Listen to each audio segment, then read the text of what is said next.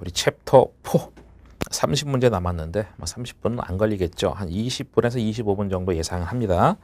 1번 문제. 재무제표 틀린 거 골라보세요. 답은 3번입니다. 3번은 왜 틀렸어요? 영업활동에 창출된 현금이니까 이거는 이 캐시플로우, 현금으로 표겠죠. 1번 손익계산서를 통해서 영업손익과 당기손익을 알 수 있다. 맞습니다. 설명 안 해도 될 것이고, 자본변동표는 자본의 변동내역을 요소별로 보여주는 것이죠. 자본금, 자본이익금, 자본조정, 기본후, 이익이익금 요소별로 쭉 보여주는 겁니다. 네 번째 주석도 재무제표 맞죠? 2번 문제. 2번 문제는 손익계산서 계정 과목 중에서 구매, 생산, 판매, 관리활동, 영업활동을 통해서 벌어들인 이익이 뭐냐? 영업활동 벌어들인 이익이 영업이익이죠. 뭐 답은 2번. 3번 재무상태표 틀린 설명 골라보세요. 답은 4번. 마진 구조의 개선 여부. 마진이라는 것은 결국은 뭐 가장 대표적인 게 뭐 이런 얘기죠. 뭐 매출 총이익, 매출 원가율, IS 손익계산서를 통해서 알 수가 있겠죠. 마진 개념 자체가 수익성 얘기잖아요. 4번이고요. 나머지 다 맞죠. 1번은 주주의 몫이, 주주의 재산 자본이겠죠. 자산에서 어느 정도 차지하는지. 그럼 자산분의 자본하면 되겠고요. 두 번째, 다음 연도 중에서 현금화할 수 있는 계략적인 금액이 얼마냐. 뭐 유동자산 말하는 것이죠. 1년 안에 현금화되는 거. 3번 같은 건 다음 연도 중에서 지급할 금액이 얼마냐. 유동부채겠죠. 1년 이후에 갚아야 될 돈. 4번 재무제표 틀린 설명 골라보세요. 답은 2번. 손익계산서인데 이 현금 이익이잖아요. 뭐 현금 이익은 뭐 현금으로 얘기죠. 그렇죠? 현금 얘기니까. 1번의 자본 구조, 재무 상태표 맞죠? 자본 구조는 굳이 말하면 이제 부채하고 자본의 비중을 말하는 겁니다. 세 번째 자본 변동표니까 뭐 유상증자, 현금 배당 같은 자본의 변동 내역이 쭉 보여줄 것이고요. 네 번째 현금으로 표 차입하고 상환 금액이 있겠죠. 둘 다 현금을 의미하는 거니까 현금으로 표 안 배웠지만 그런 거 같잖아요. 그렇죠? 현금과 관련된 것들을 보여주는 거예요. 현금 유입과 유출을. 5번 문제. 신문기사에 대해서 논평을 하였다. 타당하지 않은 게 뭐냐. 그 네 줄을 읽을 필요는 사실 없는데 어쨌든 그 첫 줄, 그 두 번째 줄이라고 할까요? IFRS에서는 뭐 주석의 위상이 달라진다. 야, 우리 IFRS 시험 아닌데 왜 이런 거 되냐? 그냥 신문기사예요. 그러니까 어떤 경우는요, 어떤 경우가 아니라 꽤 많은 경우에 신문기사 쭉 열거됐을 때 위에 있는 신문기사랑 전혀 관련 없는 것이 본문에 막 써있다 이거. 보기에. 그러니까 보기부터 보는 거예요. 신문기사 막 10줄 더 있다고 다 바보같이 다 읽고 이러면 안 되는 거예요. 그냥 보기 바로 들이대고 그러다가 요거는 좀 위에 있는 내용 필요하겠다. 그럼 그때 가서 읽는 거죠. 이런 문제는 무조건 보기부터 보는 겁니다. 1번 주석은 주석의 의의겠죠. 비교적 설명이 길거나 동일한 내용으로 둘 이상의 계정 과목 설명할 때 사용한다. 그게 주석사항이죠. 그렇죠? 2번 최근엔 주석 공시가 강화되는 방향으로 가고 있다. 맞습니다. 세 번째 주석은요. 주석 번호 붙인 다음에 번호 순서대로 필요한 설명한다. 주석 1번, 주석 2번, 주석 3번 이렇게 해서 매출하고 뭐 주석 5번 봐라. 그럼 주석 5번에 쭉 써있겠죠. 그 주석상 가면 주석 1번부터 주석 뭐 30몇 번까지 쭉 순서대로 돼 있을 겁니다. 4번은 왜 틀렸냐? 재무제표 포함이 안 된다. 틀렸죠. 주석은 재무제표입니다. 그래서 틀린 겁니다. 뒤에 거는 맞죠. 많은 정보를 제공한다. 중요성이 강조되고 있다. 맞는데 재무제표가 아니다. 거기서 틀린 겁니다. 1, 2, 3, 4가 전부 다 본문하고 위에 있는 박스하고 전혀 관련이 없죠. 그런 문제들이 은근히 많아요.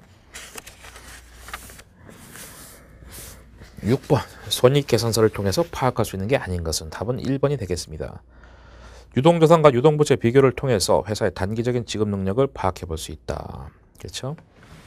BS를 통해서 알 수가 있겠죠. 유동자산, 유동부채. 우리가 뭐 여러 가지 재무비율 같은 거 이런 것도 있잖아요. 뭐 유동비율, 유동자산 나누기 유동부채에서 BS 가지고 알 수 있다. 그럼 답이 1번이네. 이건 BS 갖고 하는 거지 IS 갖고 하는 게 아니잖아요. 이번에 반감비는 전기랑 비교해가지고 증감 내역을 통해서 판단할 뭐 추세에 대해서 뭐 추이에 대해서 분석할 수 있다. 뭐 당연한 얘기죠, 그렇죠? 전기랑 단기랑 비교해서 뭐 또 추이를 분석할 수 있다. 맞고 세 번째 매출액에서 발생된 수익하고 단결별 비용을 비교함으로써 활동에 대해서 이익을 비교할 수 있다. 뭐 예를 들어서 뭐 매출 총이익률, 매출 원가율, 영업이익률 뭐 이런 거를 비교해서 분석할 수 있다 이런 얘기고요.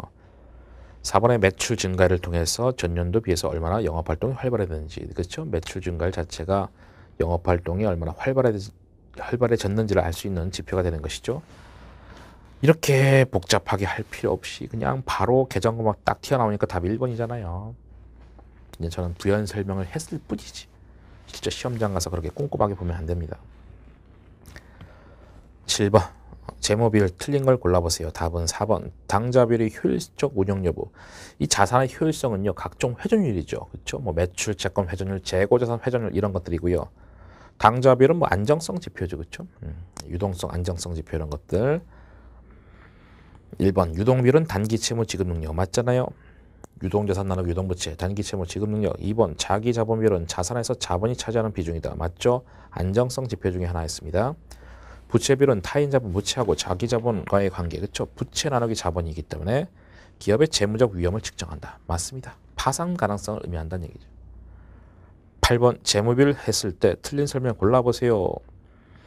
답은 3번인데 당좌비율부터 한번 볼까요? 당좌비율은 당좌자산 나누기 유동부채인데 당좌자산 200만 원 나누기 유동부채 250만 원 하시면은 80% 간단하니까 됐고, 유동비율은 유동자산 나누기 유동부채인데 유동자산이 어디 있습니까? 당좌 플러스 재고 해서 500만 원이겠죠. 그렇죠? 500만 원 나누기 유동부채 250만 원 하면은 2니까 200% 맞죠? 간단하니까 됐죠? 답이 3번인데 부채 나누기 자본 아니겠습니까? 부채 어디 있어요? 유동부채 더하기 비유동부채 하면 500만 원. 자본은 400. 500만 원 나누기 400만 원 하시면은 125%입니다. 답이 3번이네. 재고자산 회전율, 재고자산분의 매출 또는 매출 원가인데 여기는 이제 매출 원가가 나왔죠. 뭐 보통 그렇게 많이 합니다. 그럼 재고자산은 어디 있습니까? 기초재고는 거기 괄호 안에 300 돼 있고 기말재고는 300이니까 똑같네요. 왜냐면 평균 재고자산 하는 것인데 기초 기말 똑같으니까 평균 해봐야 300이죠. 그럼 재고자산 300이고 매출원가 1200입니다. 4회전 됐죠? 9번 부채비율 높아지는 거래가 아닌 것은 분개해보면 되겠죠. 차변에 매출채권 회수니까 차변에 현금 대변에 매출채권 해서 부채하고는 관련이 없습니다. 답 1번. 2번은 인도전에 돈부터 받았대. 뭐요? 차변에 현금 대변에 선수금 부채죠. 은행에서 돈을 차입했대. 차변에 현금 대변에 차입금 부채죠. 원재료 외상으로 샀대. 차변에 원재료 대변에 매입채무 부채죠. 그래서 2, 3, 4는 다 부채가 증가돼서 부채비율이 올라가겠습니다. 10번 전기에 비해서 증가할수록 좋은 것이 아닌 게 뭐냐? 1번이죠. 부채비율은 낮을수록 안정적이다, 좋다 이렇게 하는 것이고 높을수록 파산 가능성 높아진다 이렇게 하는 것이니까 나머지들은 다 좋은 것입니다. 큰 게. 11번 재무비율 틀린 설명 골라보세요. 답은 2번입니다. 순이익 증가율, 매출액 증가율이 높으면 순이익 증가율이 높아진다. 틀린 것이 전혀 관련이 없지. 아니 당연히 관련이 없죠. 예를 들어서 이거 보세요. 만약에 말도 안 되는 얘기인데 재고자산 회전율이 커지면 매출채권 회전율이 커진다. 당연히 별개잖아요. 아니 지표 자체가 별개인데 어떻게 관련이 돼 있습니까? 전혀 관련이 없죠. 무관하다. 1번은 매출액 증가율은 경쟁 기업보다 높은 매출액 증가율은요 시장 점유율의 증가율. 그렇죠. 매출액 자체가 시장 점유율을 의미하기 때문에 맞는 문장이고요. 3번은 주당 순이익은 주당 순이익이 높을수록 경영 실적이 양호하다. 일종의 수익성 지표잖아요. 한 주당 이익이니까. 네 번째, 자기자본 이익률은 주주 입장에서 바라본 기업의 이익 창출 능력을 파악할 수 있다. 맞죠? 주주 입장에서 수익성 지표잖아요. 그래서 ROE다라고 하는 자기자본 이익률, 자기자본분의 당기순이익. 12번 매출채권 회수기간을 계산하시오. 그럼 걔는 365일 나누기 매출채권 회전율인데 마지막에 뭐라 되냐면 1년은 360일로 가정한다라고 돼 있죠. 그러면 360일 나누기 매출채권 회전율인데 매출채권 회전율은 어떻게? 매출 나누기 평균 매출채권 해서 매출 6천만 원 나누기 평균 매출채권 1,000만 원 하기 때문에 6회전입니다. 그러면 60일이 되겠죠. 매출채권 회수기간은 60일. 답은 3번. 13번 갑니다. 틀린 설명 골라보세요. 답은 4번입니다. 니쿤, 태견 얘네들이 누구였죠? 하여튼 얼굴은 기억나는데 무슨 그룹이었는지 기억이 안 나네. 하여튼 제가 관심이 없어서 부채비율이 전기에 비해서 오르고 있는데 재무구조가 악화되는 것 같다. 그렇죠. 부채비율은 큰 게 안 좋다라고 하는 거니까 파산 가능성이 높다. 맞고 두 번째 태견 유동비율이 증가했으나 당좌비율은 급감했다. 지급 능력이 개선됐다고 보기가 어렵네요. 유동비율, 당좌비율 뜻은 유사한 것이죠. 다만 당좌비율이 좀 더 의미 있는 지표죠. 더 현실적이고 더 보수적인 지표입니다. 더 숫자가 더 작게 나오니까. 그래서 당좌비율이 안 좋기 때문에 좋다라고 할 수가 없다. 이거 지급 능력이. 맞고 세 번째 우영. 매출자금 회전율이 감소한다. 회수가 잘 안 되네요. 맞죠? 찬성이가 틀렸겠네요. 재고자산 평균 회전율이 증가했답니다. 판매 속도가 느려진 게 아니라 빨라진 것이죠. 재고자산 회전율 자체가 재고자산의 판매 속도니까요. 13번의 답은 4번이고 14번 갑니다. 신문기사인데 틀린 설명을 골라보세요. 밑줄이 잘 그어져 있죠? 한번 그냥 전체 쭉 볼까요? 반 이상이 밑줄이다 보니까 한번 쭉 볼게요. 그냥 이모 씨가 자신이 횡령 배임 범죄로 완전 자본 잠식액 상태에 빠져 있는 상장 폐지될 위기에 처해 있는 회사 장부를 조작해 달라고 회계 전문가한테 청탁을 했다. 그래서 완전 자본 잠식에 빠지면 그 자본이 마이너스를 말하는 거잖아요. 그럴까봐 좀 조작해 달라고 어떤 전문가한테 의뢰를 했대. 불법으로. 그래서 계약서를 위조하는 등의 수법으로 기억 보시면은 A의 당기 순손실을 빵으로 만들었다. 아유 완전히 분식회계 했네. 니은 의견 거절로 적었던 감사 보고서도 유리하게 한정 의견으로 바꿨다. 한정도 물론 좋은 건 아니지만은 그래도 의견 거절보다는 나은 것이죠. 그렇게도 장난질을 쳤다 이거예요. 디귿은 정보 조작 방법은 불법 사채 금액을 빌려서 주주가 투자한 것으로 위장한 것이다. 사채업주한테 빌리든 은행한테 빌리든 차변의 현금 대변의 차입금입니다. 차입금이 맞는데 주주한테 돈을 빌린 것처럼, 다시 말하면 유상증자한 것처럼 장난쳤다 이거죠. 그 차변의 현금 대변의 자본금처럼 장난쳤다라는 거예요. 주식 발행한 것처럼. 리을 가공의 재고를 또 만들어서 이익을 부풀렸다. 재고 자산이 커지면 매출원가 작아지니까 이익이 커지잖아요. 재고를 부풀린 만큼 이익이 커지는 거예요. 재고 자산과 매출원가는 제로섬이니까. 아무튼 문장들이 다 좋은 문장들이었네요. 기억부터 봅시다. 당기 순손실을 조작하는 등 기업 회계 기준 위반해서 작성하는 것이 분식회계다. 분식회계가 대단한 게 아니라 재무제표를 고의적으로 조작하는 게 분식회계입니다. 맞고 두 번째, 상장 의견 거절 받으면 상장 폐지 사유가 된다. 의견 거절, 부적정 의견, 한정 의견 모두 다 상장 폐지의 사유가 됩니다. 이것도 맞는 문장이겠죠? 디귿 부채를 과소계상해서 자본을 과대계상한 거다. 왜요? 원래는 차입한 거잖아. 차변의 현금 대변의 차입금. 이게 맞는데 회사가 어떻게 장난쳤다는 거예요? 차변의 현금 대변의 자본금 이렇게 해서 주식 발행한 것처럼 장난질을 쳤다.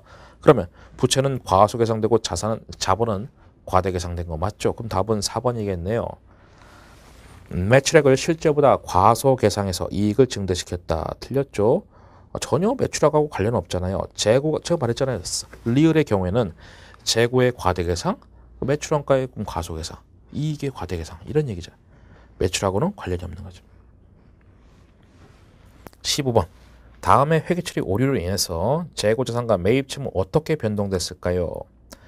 X1년도를 물어본 것이죠. X1년도 12월 말에 외상으로 매입한 원재료가 있는데 X2년에 매입한 것처럼 했다. 지금 무슨 얘기 그러면 X1년도에는 회사가 아무 분기도 안 했다. 원래대로 하면 어떻게 되는 거냐? 원재료 외상으로 산 거니까 차변에 원재료 해서 재고자산 대변에 매입채무 부채 이렇게 하는 게 맞다라는 얘기죠. 그럼 답은 4번. 그러니까 이런 회계처리 오류로 재고자산이 어떻게 바뀌냐? 매입채무하고 재고자산이 이렇게 돼야 되는데 안 했다. 그럼 재고자산이 감소됐다는 얘기죠. 그 다음에 매입 채무도 감소됐다 이 얘기죠. 그렇죠? 그래서 이 회계처리 오류로 회사의 재고 자산과 매입 채무가 어떻게 변동돼야 되느냐 했을 때 이렇게 해야 되겠죠. 둘 다 이제 감소. 이렇게 해야 되는데 회사가 안 했다라고 했으니까요. X1년도에 재고 자산과 매입 채무는 어떻게 변동하였든가. 재고 자산이 감소가 되고 그다음 매입 채무가 감소가 되고 X1년도를 물어봤는데요. 이렇게 했다. 그러니까 이거 지금 뭐냐면 지금 문장이 좀 애매하죠. 그렇죠? 재고를 늘려야 되는데 재고를 안 늘린 거잖아요. 그러니까 재고가 감소된 거죠. 그렇죠? 이런 오류가 어떻게 변동된 거니까 말을 잘 봐야 돼. 그러니까 재고를 늘려야 되는데 안 늘렸으니까 재고는 감소된 거다. 부채를 늘려야 되는데 안 했으니까 부채도 감소된 거다 이런 얘기야. 왜? 문장을 잘 봐야 돼. 이런 회계처리 오류가 어떤 영향을 줬냐 이런 얘기잖아요. 엑셀연도에. 그래서 이런 것을 이렇게 한 것이 얘네들을 다 줄여놨다. 과소 계상시켰다 이거죠. 그렇죠? 재고를 감소시켰다. 매입채무를 감소시켰다. 이런 얘기죠. 말이 어렵죠? 그러니까 이걸 똑같이 하면은 재고자산 과소 계상, 매입채무 과소 계상. 뭐 그래도 똑같이 맞는 것이죠. 16번. 16번은 뭡니까? 기말 재고자산 금액을 물어봤네요. 여기 보니까 이제 회전율은 매출 원가를 평균 재고로 나눠라라고 돼 있고요. 왜냐하면 매출 나누기 평균 재고 이렇게 하는 것도 있고 또 기말 재고로 나누는 것도 있기 때문에 명확하게 주어진 것이죠. 그래서 보니까 회전율이 지금 10회전이 나왔습니다. 요 10회전이 나왔는데 평균 재고자산은 이제 우리가 해야 될 것이고요. 그리고 매출 원가는 주어졌죠. 8천만 원. 그럼 이거는 이제 평균 재고다. 평균 재고니까 얼마? 800만 원이 되겠죠. 기초 더하기 기말 나누기 2가 되겠죠. 기초는 400만 원이고요. 기말 재고는 어디 있어요? 우리가 구하려는 것이고 그리고 나누기 2가 되겠죠. 그럼 X값이 얼마 나올 겁니다. 그럼 1200입니까? 이렇게 나오겠네. 답은 4번. 17번 갑니다. 옳지 않은 걸 골라보세요. 1년은 360일로 가정한다. 답은 3번인데요. 1번부터 봅시다. 일반적으로 매출액을 평균 매출액과 나누면 회전율 나온다. 맞습니다. 2번적으로 일반적으로 매출원가를 평균 재고로 나누면 회전율 나온다. 왜 일반적으로 하냐면 아까도 말했죠. 예를 들어서 재고자산 회전율 같은 경우에 분자에 매출원가를 많이 쓰지만 매출로 쓰는 경우도 있고 또 심지어 분모에 평균으로 많이 쓰지만 기말로 하는 것도 있다는 거예요. 그러니까 뭐 일반적으로 이렇게 나온 거예요. 3번이 틀렸는데 3번은 재고자산 회전율이 4점으로 늘었답니다. 그럼 진부하가 나서 높아진 게 아니라 낮아진 거죠. 왜? 재고자산 회전율 뜻이 뭡니까? 재고자산 판매 속도예요. 그러니까 큰 게 좋은 거지. 좋아졌으니까 진부하 가능성이 낮아진 것이죠. 그렇죠? 아니 재고가 잘 팔렸는데 재고가 계속 쌓여가지고 진부화되는 거. 그거 반대 상황이잖아요. 그렇죠? 재고 잘 팔리는 거니까 재고 쌓이는 게 아니잖아. 진부하라는 게 시간이 지나면서 가치가 떨어지는 걸 얘기하잖아요. 재고가 안 팔려서 쌓이면은 진부하가 나서 높아졌겠지만 그 반대 상황이죠. 답은 3번이고 4번은 매출채권 회전율은 감소했대. 그러면 안 좋은 거죠. 매출채권 회전율 뜻이 뭡니까? 매출채권 회수 속도잖아요. 그래서 줄었기 때문에 회수가 잘 안 된다는 얘기고 그러면은 다음 기회에 대손충당금 증가할 가능성이 높다. 맞죠? 그렇죠? 회수가 안 되니까 채권 대비 충당금 설정 비율이 올라가야 되지 않겠냐.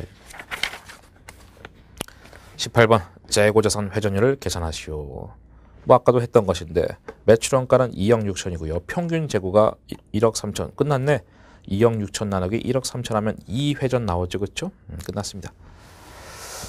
답은 1번이고 19번 EPS 주당순이익이죠. 틀린 설명 골라보세요. 답은 3번입니다. EPS는 퍼하고 관련이 없다. 주가수익률 퍼는 뭐예요? 주가수익 비율 P 나누기 EPS죠. 주가 나누기 EPS입니다. 그래서 3번이 틀린 것이고요. 관련이 있으니까 1번 당기순이익은 주식수로 나눠서 계산한다. 그렇죠? 이제 EPS가 결국은 당기순이익 나누기 유통 보통 주식수가 되겠죠. 맞고 두 번째는요. 회사가 일정 기간 동안 올린 수익과 이익에 대해서 주주 한 주당 주도의 몫이다. 그렇죠? 한 주당 이익을 얘기한다. 맞고 4번은 주당 수익이 높으면은요 경영 실적이 양호해진다. 그렇죠? 일종의 수익성 지표인 것이죠. 20번 감사 의견 틀린 거 골라보세요. 답은 4번. 4번부터 볼까요? 감사 의견을 표명하기에 충분한 어떤 감사 증거를 수집하기 어렵다. 그럼 그건 의견 거절입니다. 왜냐 부적절한 의견은 기업 회계 기준 위배가 크다, 매우 크다라는 것이죠. 1번은 기업 회계 기준에 따라서 중요성의 관점에서 적정하다. 그게 적정 의견이고요. 두 번째는요. 감사 범위 제한이 대단히 중요하다. 그 의견 거절이 되겠죠. 세 번째, 일부가 기업 회계 기준 위배됐다. 한정 의견이겠죠. 그러니까 한정 의견은 기업 회계 기준 위배가 중요하다. 그럼 기업 회계 기준 위배가 매우 중요하면은 부적정 의견이 되는 것이고. 됐어요. 4번. 21번 문제 갑니다. 감사 의견 종류가 뭐냐? 두 번째 줄에 따라서 우리가 이제 회계사겠죠. 재무제표에 대해서 의견을 표명하지 않는다. 의견 거절인 것이죠. 의명을 표명 안 한다. 너네랑 상대 안 해. 너네 정말 최악이야. 의견 자체 주는 게 의미가 없어. 답은 4번. 22번. 재무제표 일부가 기업회계 기준에서 정하는 방법대로 회계 처리가 되지 않아서 신뢰성이 없어진 경우에 감사 의견이 표명하는 경우, 지금 일부다라고 돼 있잖아요. 한정 의견이 되겠죠. 기업회계 기준에서 정하는 방법이 신뢰할 수 없다. 그러니까 기업회계 기준 위배가 좀 중요하다 이런 얘기죠. 그러면 여러분들 좀 정리가 안 될 수 있으니까 제가 이걸 다시 한번 정리해 드릴게요.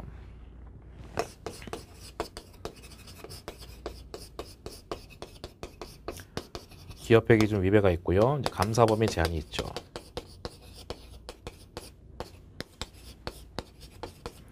그리고 계속 기업을 해. 계속 기업이 존속 능력 계속 기업 가정 위배 이렇게 씁시다.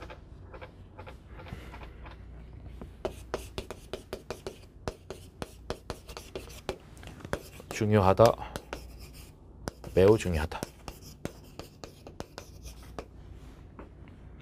그럼 이게 뭐예요? 한정 의견.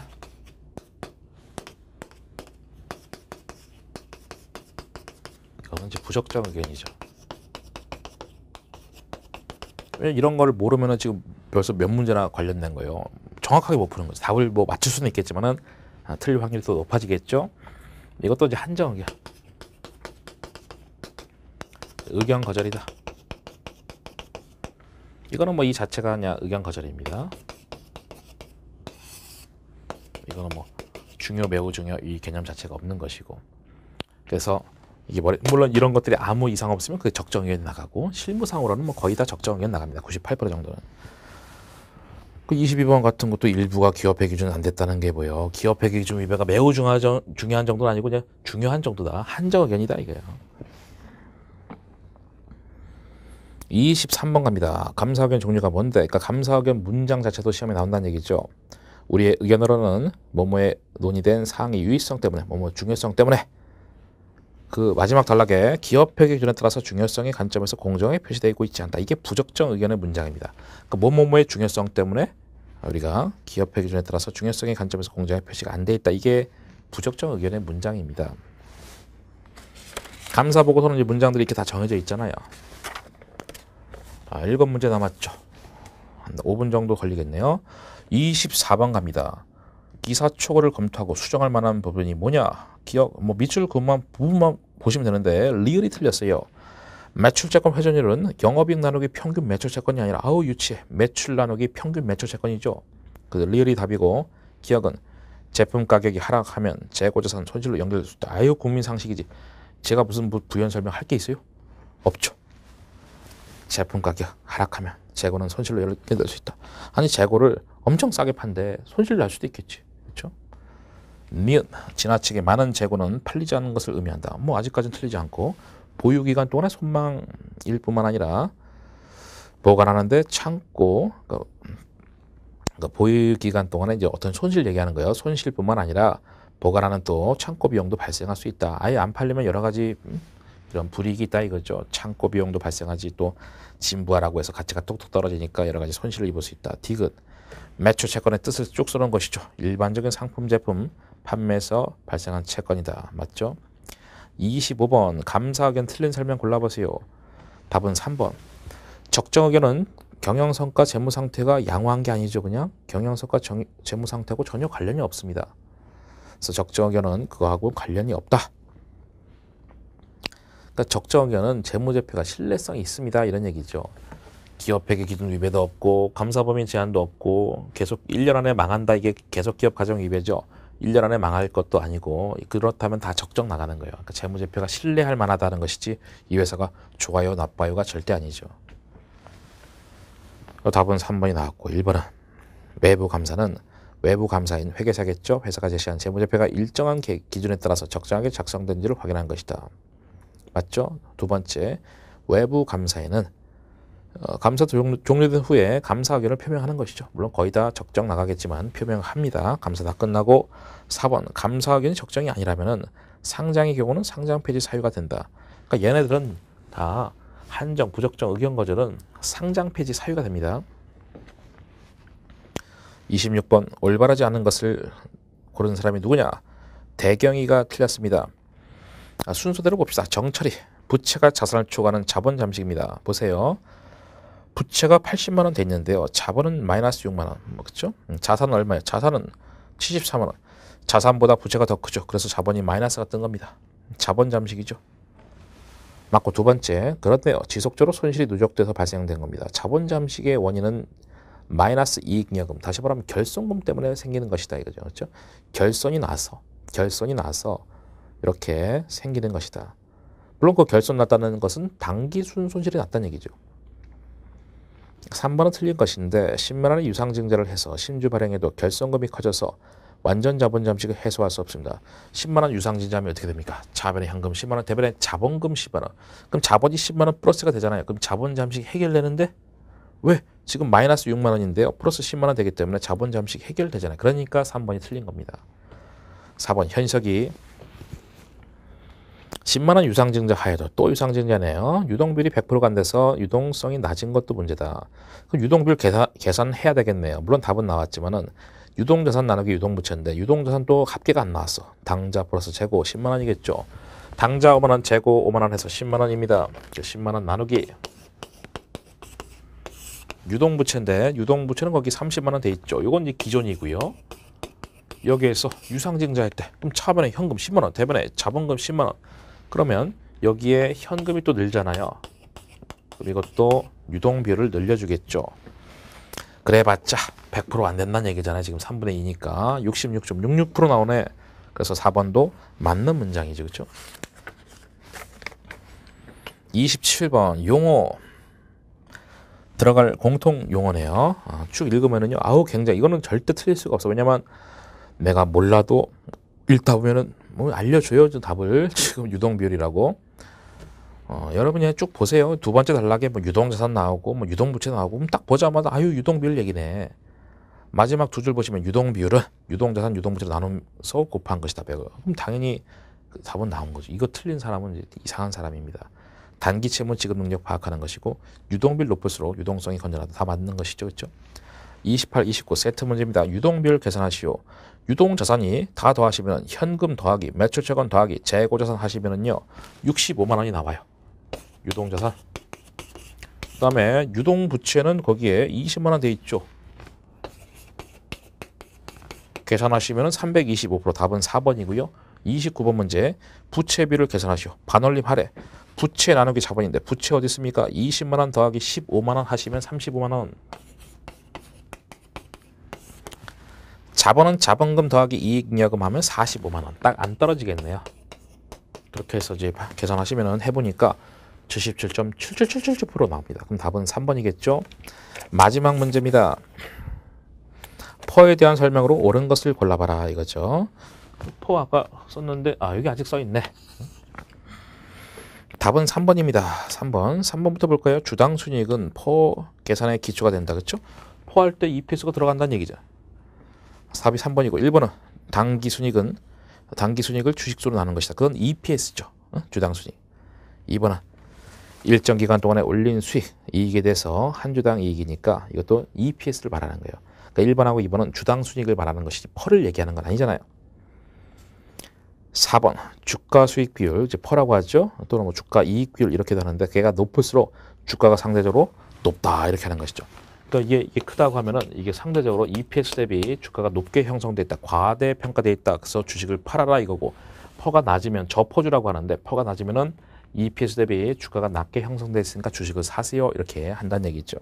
그래서 높다 이렇게 해야 맞는 문장이 되겠습니다. 예, 여기까지 하고요. 다음 시간에는 이제 모의고사 3회분을 할 텐데 그때도 아마도 35분에서 35분 정도씩 3번 정도 촬영하지 않을까 싶습니다. 예, 모의고사 시간에 또 뵙도록 하겠습니다.